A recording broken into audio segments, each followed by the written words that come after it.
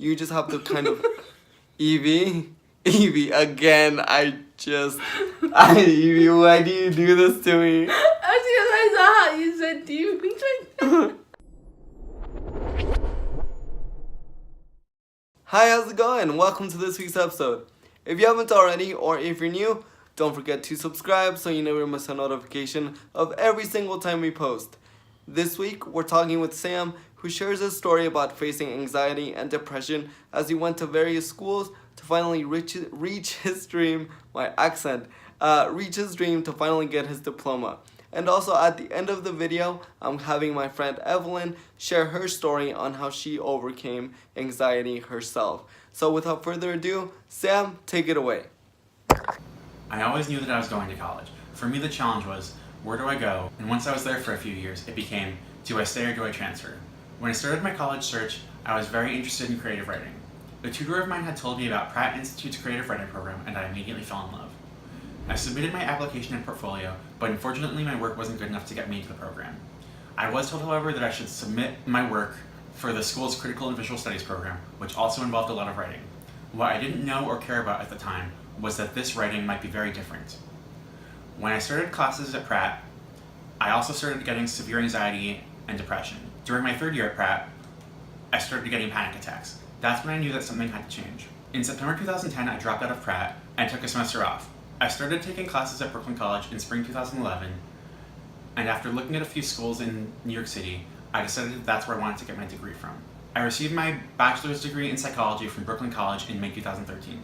Both colleges had entire departments to support students with disabilities, and although they weren't perfect, the fact that they existed meant something.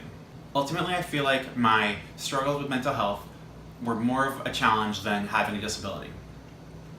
I had trouble maintaining and making friends, as well as managing my course load. Although dropping out of Pratt was a very difficult decision to make, ultimately I feel like it was one of the best decisions I made in early adulthood. Attending college with a disability taught me to be persistent, believe in myself, and that it's okay to go against the grain.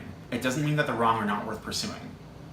It's also important to remember that sometimes you have to put yourself in a state of discomfort in order to make progress and grow. So this is my friend Evelyn, she's back. I wanted to get her input on Sam's video because he made a really good point that stuck out to me, which was that facing anxiety and depression was harder than actually having the disability itself. Oh, there's a fly in here. What do you think? You mean, like, did you ever and now the fly is attacking her.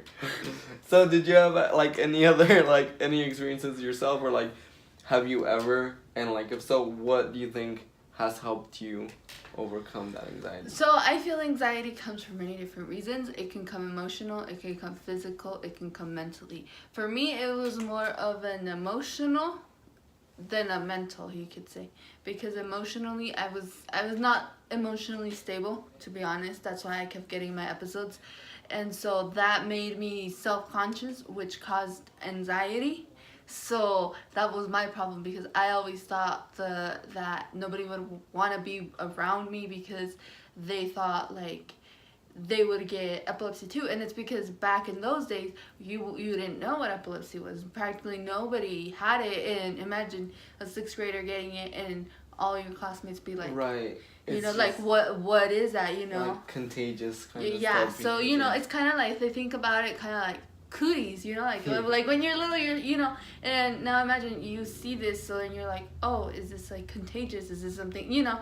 So that was the thing with me, that I isolated myself. I felt like I couldn't be around people because I always felt like they were gonna judge me. That was my anxiety, because it was emotional, it was my self-esteem. I was, you know, it was, and then it became all mental, because then I kept thinking like everybody's gonna see me like that.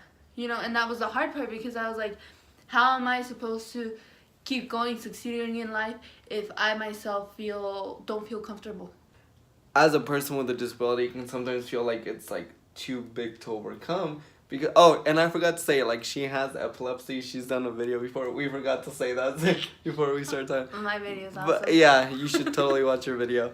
But yeah, it just sometimes feels like since it's something that you can't get rid of, it feels impossible to overcome. There's always going to be people around you that is going to be willing to help you, not necessarily just in the part as in a mental group, but also as family. They're going to be there for you, or friends. You might not see it now, but then in the long run, you're going to notice like, oh, there was that person, and you're going to be really, really grateful, trust me.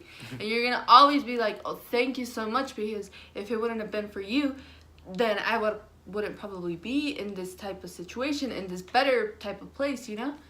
So just remember, the fly is back. So just remember that if you need help, don't be afraid to reach out. But like always, thank you for watching, and I hope you have a great rest of your day, a rest of your week, and I'll see you on the next one.